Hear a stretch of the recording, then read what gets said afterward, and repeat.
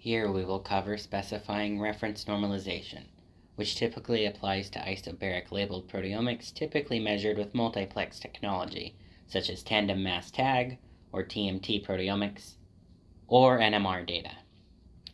An example of a labeled proteomics dataset is shown here, and can be found on the Upload Data page. Here is the sample information file, where we have kept track of important information for the reference normalization, including its plex and replicate number. We will cover how to use this information to reference normalize your data shortly.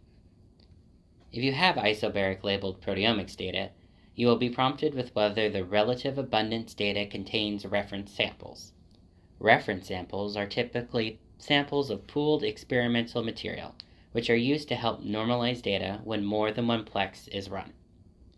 If so, specify the reference groups column, which contains the treatment groups, the reference samples column, which contains the information on the reference samples, and the reference indicator, which could be a yes if the column on reference samples contains a simple yes/no denoting which columns are samples.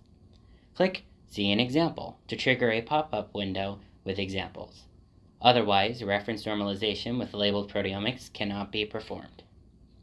If you have NMR data, select your specific normalization approach, which can be normalizing to a molecular standard, which will be a row in the expression data, or a column in the group information, such as sample mass. Next, specify which row or column to normalize the NMR data to. When ready, click Apply Reference Normalization. This can be reset before moving to the next page if a mistake was made.